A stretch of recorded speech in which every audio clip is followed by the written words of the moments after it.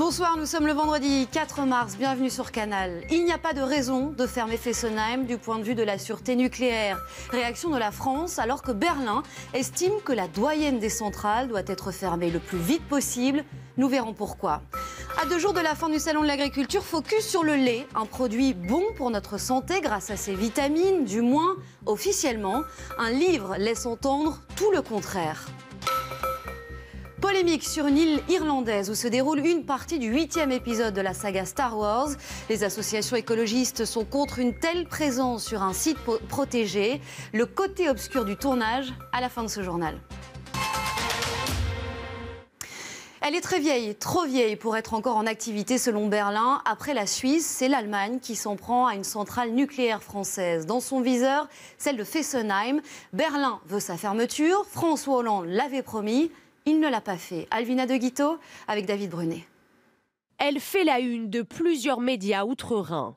La centrale de Fessenheim, mise en service en 1977, inquiète le gouvernement allemand qui demande sa fermeture dans les plus brefs délais. Selon la presse germanique, un incident survenu en avril 2014 a été largement minimisé. À la suite d'une fuite d'eau, l'un des systèmes de sécurité tombe en panne. Le réacteur numéro 1 aurait été incontrôlable pendant 3 minutes.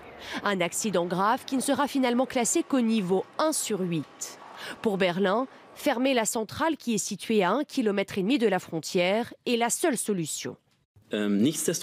Pour nous, c'est clair, cette centrale est très vieille, trop vieille. Ce n'est pas le premier incident que l'on a avec Fessenheim et c'est pour ça que nous demandons sa fermeture.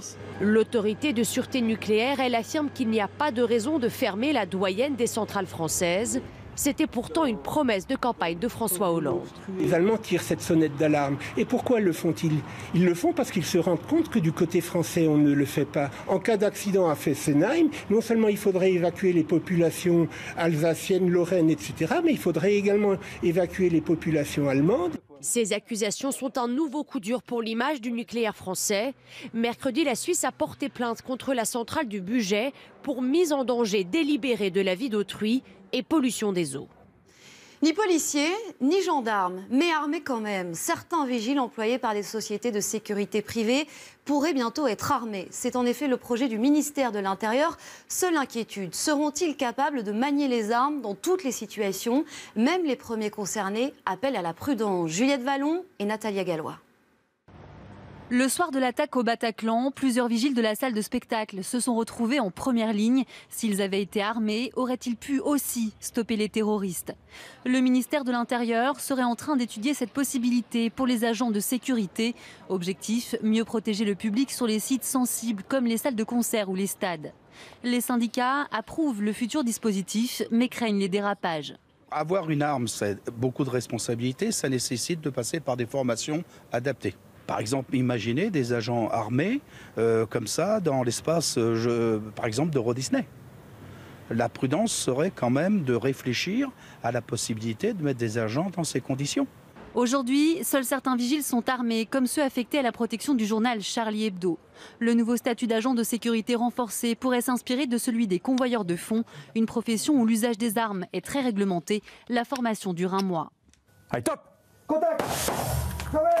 Le braquage, c'est comme le terrorisme, on s'y attend pas. Où on va effectivement apprendre à visualiser des situations, à visualiser un environnement, un contexte, et donc à être plus dans la prévention. Les syndicats soulèvent un dernier point. Le coût élevé du dispositif risque d'alourdir la facture de leurs clients. Pour être bien protégés, les agents devront porter des gilets pare-balles et ranger leurs armes dans des endroits spécifiques.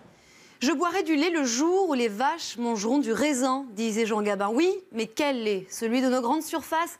Mauvaise idée. Un livre affirme en effet que la plupart des marques nous vendent en fait une sorte de soupe blanchâtre, vidée de toutes ses qualités nutritives. Pourquoi? Milan Poyer et Paulina Biguin ont rencontré son auteur au Salon de l'Agriculture. Regardez. Boire un grand verre de lait, l'assurance de faire le plein de calcium, de protéines, de vitamines. Enfin, en théorie. Dans les rayons de nos supermarchés, il s'appelle pasteurisé, UHT, des acronymes qui définissent la forte transformation subie entre la traite et la mise en bouteille. UHT pour ultra haute température. En moins de 5 secondes, le lait est chauffé à environ 150 degrés puis refroidi instantanément. Même principe pour celui pasteurisé, mais avec un traitement moins violent. Une stérilisation censée favoriser la conservation, mais qui dénature fortement ses bienfaits. Nous avons des laits totalement standardisés, transformés, matraqués, avec une matière grasse qui n'est plus digérée, avec des protéines agrégées, avec des enzymes absentes et avec un calcium qui a disparu, ou quasiment. Des laits moins bons et surtout moins digestes suite à leur transformation. Et la différence est visible à l'œil nu. Nous avons comparé 2 laits de grande consommation et un lait faiblement pasteurisé, proche du lait cru. Les protéines sont détériorées, les matières grasses sont détériorées, ce qui fait que le lait n'est plus digeste, ce que j'appelle un lait mort. Il n'a plus sa fonction nutritive. Et ici, vous avez un lait frais pasteurisé au bain-marie, qui est un lait intéressant parce qu'il est vivant, il contient tous ces micro-organismes et il est nourrissant. Et on voit d'ailleurs, vous voyez, les matières grasses autour du verre. Problème, ce lait est quasiment introuvable dans la grande distribution où 99,9% sont UHT ou fortement pasteurisés. Une réunion à ce sujet est prévue à Paris le 25 mars.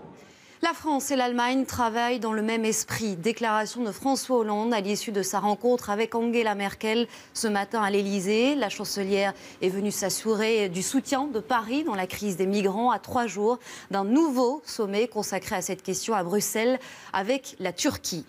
Lorsqu'on parle de ces migrants, on évoque souvent leur souhait de se rendre en Angleterre, mais sans vraiment savoir pourquoi. Ils rêvent de Grande-Bretagne. Venu du Soudan, Sofiane a raconté à Sophie Mézel pourquoi il a voulu tenter sa chance là-bas. Reportage.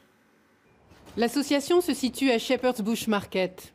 Les migrants s'y retrouvent, notamment ceux provenant d'Afrique de l'Ouest, pour regarder la télé en arabe, partager un repas, échanger des infos. C'est ici que nous avons rencontré Sofiane, un Soudanais de 22 ans, arrivé en Angleterre il y a 6 mois. Je suis parti de Calais avec tous ces gens qui voulaient rejoindre l'Angleterre. Là-bas, il y avait beaucoup de problèmes, aucun endroit pour dormir, pas de nourriture. On me disait, quand les gens arrivent en Angleterre, on leur offre plein de choses. Je suis monté dans un train en marche, j'ai tenté ma chance 4 fois, et la 5e, ça a été la bonne. Une fois en Grande-Bretagne, Sofiane n'est pas déçu. Quand je suis arrivé ici, j'ai tout de suite vu la police. Ils m'ont interrogé, puis ils m'ont emmené dans un foyer à Birmingham. Là, j'ai fait ma demande d'asile et j'ai eu mes papiers en 2 mois. Sofiane est fier de nous montrer qu'il sait écrire son nom en anglais et même dire quelques mots. Aujourd'hui, il est entièrement pris en charge par les pouvoirs publics. Il vit dans un foyer où il a sa propre chambre. J'ai une chambre avec un bon lit, tout est beau et propre. Il a aussi droit à une allocation de 72 € par semaine et surtout, il suit un programme, 5 heures de cours d'anglais 4 fois par semaine dans cette université. Pour eux, le chemin sera encore long et difficile. Il serait plus de 11 000 migrants bloqués à la frontière entre la Grèce et la Macédoine. Le passage vers l'Europe du Nord se fait au compte-gouttes. Et sur place, certains n'ont plus rien, même plus de quoi se nourrir. Reportage de nos envoyés spéciaux, Léa Barako et François Dérault. C'est l'un des moyens qu'Hussein a trouvé pour nourrir sa famille. Ce réfugié syrien, bloqué à la frontière depuis 15 jours, joue ici les rabatteurs pour ce commerçant grec contre quelques porcs. Il est venu de lui-même. Il s'est mis à côté de nous, en échange on lui donne un petit quelque chose. La débrouille pour s'en sortir quand tout manque. À 300 mètres du camp, nous rencontrons cette famille, des Syriens eux aussi. Ils cueillent du chardon sur ce terrain en friche. On n'a pas d'argent, alors...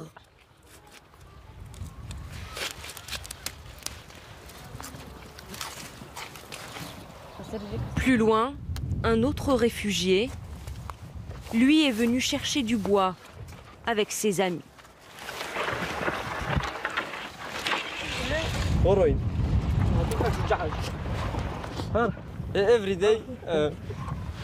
On vient chercher du bois tous les jours, parce qu'il fait très froid. Surtout le soir. Il fait très froid. Malgré les conditions de vie, on ne parle pas encore ici de crise, mais d'urgence humanitaire, alors que selon les autorités grecques, la situation devrait encore se dégrader dans les prochains jours. Coup de tonnerre ce soir au Brésil, l'ex-président Lula, longtemps le héros du peuple, est dans le viseur de la justice qui enquête sur une vaste affaire de corruption impliquant le géant pétrolier Petrobras. Il a été conduit au siège de la police de Sao Paulo pour y être interrogé. Lula qui a déjà fait savoir qu'il ne craignait pas la justice. Nicolas Rançon est notre correspondant sur place.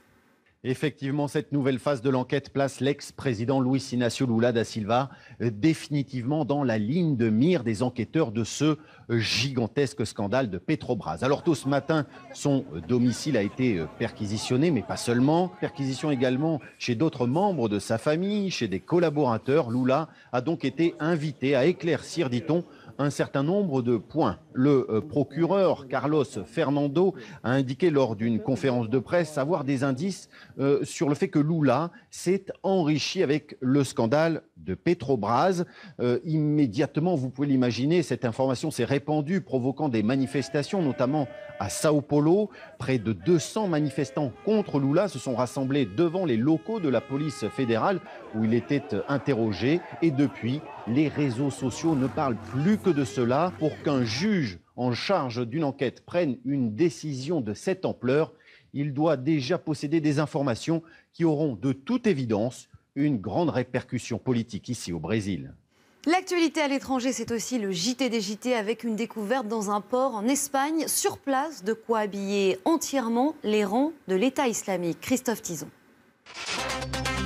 En Espagne, à Al Jazeera, ces chiens policiers reniflent des colis d'aide humanitaire à destination de la Syrie. Au lieu d'aide, ils ont trouvé ça. 20 000 uniformes camouflage destinés aux djihadistes de l'État islamique et du Front Al-Nosra. Ils étaient mélangés avec des vêtements d'occasion et des dons pour les Syriens. On ne sait pas, en revanche, comment les chiens ont pu détecter les uniformes. En Corée du Nord, l'inénarrable présentatrice des informations officielles du régime annonce que son bien-aimé leader Kim Jong-un vient d'ordonner à l'armée d'être prête à chaque instant à utiliser son arsenal nucléaire contre ses ennemis. Menace brandie alors que le dictateur nord-coréen supervisait les essais d'un nouveau lance-roquette qui apparemment fonctionne. Une escalade au moins verbale après les sanctions internationales votées par l'ONU à cause d'essais nucléaires et balistiques menés par la Corée du Nord. Aux États-Unis, ce jeune homme achète un soda dans une épicerie, il paye, puis au moment où la femme ouvre sa caisse, il sort un revolver et demande l'argent. Mais malgré l'arme, la femme ne veut pas, elle discute, puis repousse l'arme plusieurs fois, l'attrape même par le canon. L'homme arrache la petite caisse à monnaie, mais la femme le frappe avec et le jeune homme s'enfuit. Elle le poursuivra ensuite avec un marteau. Pas de chance donc pour cet apprenti gangster qui, en plus, a été identifié et qui, pour son premier braquage, ne s'attendait sûrement pas à tomber sur une épicière aussi musclée et légèrement inconsciente quand même. L'effet Yannick Noah se fait-il déjà sentir? La France mène 1-0 ce soir contre le Canada en Coupe Davis. Gaël Monfils sur ses terres en Guadeloupe a facilement dominé Frank Doncevic en 3-7, 6-3, 6-1, 6-3. De quoi donner le sourire au capitaine pour son retour chez les Bleus. Alexis Pinturo est décidément au-dessus des autres lorsqu'il arrive en bas. Le Français a remporté aujourd'hui un 4e slalom géant consécutif en Coupe du Monde à Kranjska Gora, c'est en Slovénie. Il égale donc la référence et figure tutélaire du ski alpin, Jean-Claude Killy. Alexis Pinturo qui aura 25 ans le 20 mars prochain. Le 8e épisode de Star Wars ne sortira qu'à la fin de l'année 2017, mais déjà son tournage fait grand bruit. Polémique sur une île en Irlande où l'équipe du film a fait escale. Renaud Villain.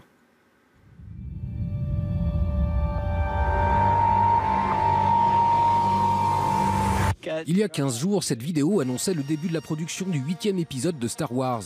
Des images tournées sur l'île irlandaise de Skellig Michael, une réserve naturelle avec des espèces protégées, de surcroît très difficile d'accès, et où le climat change très vite, pas idéal comme condition de tournage. C'est pourquoi il semblerait que l'équipe du film ait choisi un autre site, toujours en Irlande, dans la péninsule de Dingle, où poser ses décors. Un journaliste a interrogé un propriétaire terrien qui a donné son accord pour construire de mystérieuses routes sur ses champs. Contract. Where do you think the filming is going to take place? That'll be around the tower, like the tower above, like that'll be the place, I'd say, because they'll be using the cliffs, I'd say. Difficile d'en savoir plus, Disney joue la carte du secret le plus absolu. Can No, you can't. No, we have to ask you to leave, please. Cette région, tout comme le premier site choisi, est également protégée, ce qui inquiète particulièrement les ornithologues, mais l'Office du tourisme irlandais estime avoir eu toutes les assurances nécessaires. People are still coming in after 50 years nearly since the filming of Ryan's Daughter. Ryan's Daughter. We hope the same thing is going to happen with Star Wars. I mean, it's huge franchise. So we hope they're going to be coming to the next 50 years asking where was Star Wars filmed.